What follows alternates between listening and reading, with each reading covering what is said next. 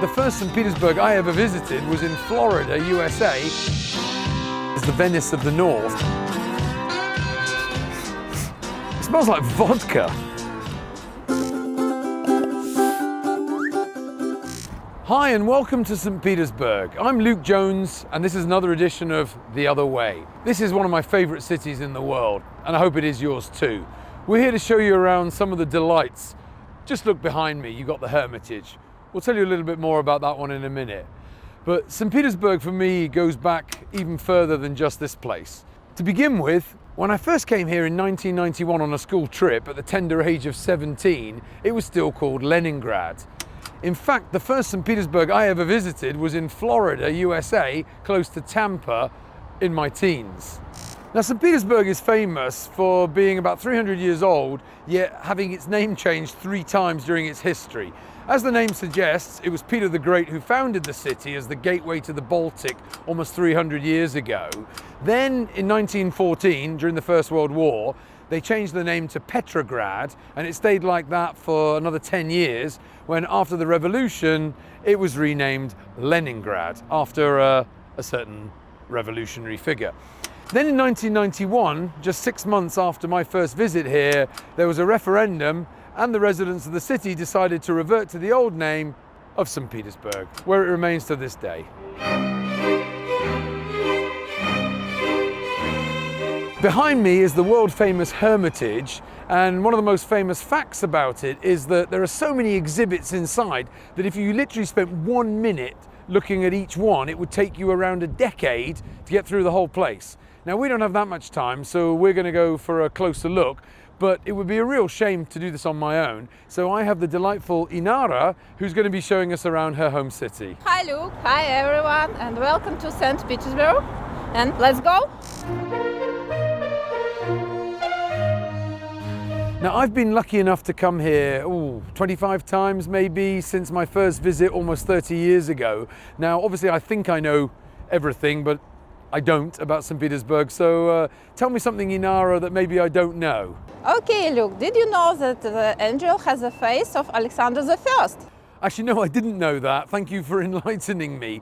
One fact I did know, however, was that the Alexander column weighs 600 tons, and it's been there nearly 200 years, and it's actually freestanding, so there's nothing nailing it down. And apparently, when it was first built, people were frightened to go close to it in case it fell on top of people. We can go over and maybe give it a push, but I don't think it's going to fall down. We're standing in front of St Isacs Cathedral, which is one of the most beautiful and prominent landmarks here in St Petersburg. Interestingly, during the Second World War, its prominence and spot right here in the centre of the city prevented it from being totally destroyed by German bombers because they needed it as a landmark to know where else they were flying and other places they could bomb. It was partly damaged, but it's been beautifully restored. There are 48 columns, I'll let you go and count them all. And this is the place where tourists congregate in the summer. Even here in the autumn, there's a few people climbing up to the top. So we're going to go and have a closer look. Now we're going to be real tourists and go on a boat cruise.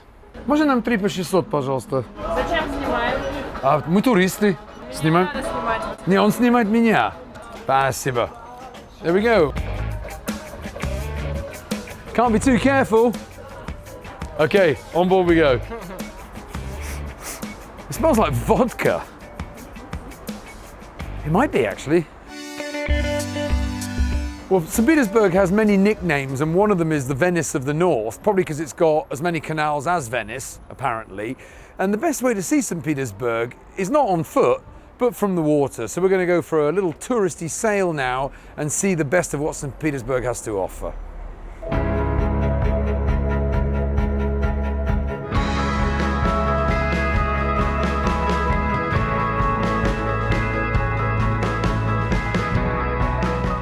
Right, well, that was a fantastic boat trip. We're now at Gostiny Dvor on Nevsky Prospect, which is the main drag in St Petersburg. And we're now going to go for a little walk and show you some of the sights along Nevsky. Let's go. Okay.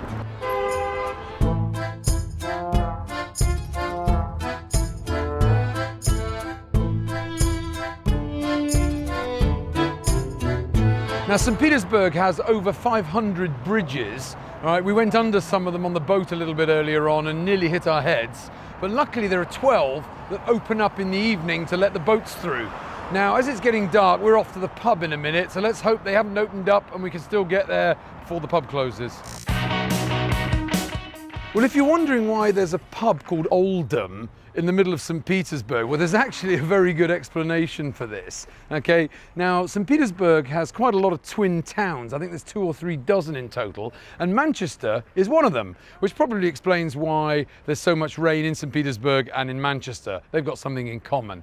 And as somebody who grew up on the wrong side of Dartmoor, I know that in Devon, you know it's the summer because the rain's warmer. But anyway, getting back to reality, Oldham, for those who didn't know, is in Greater Manchester, and this is a fantastic pub. So let's pop in for a drink.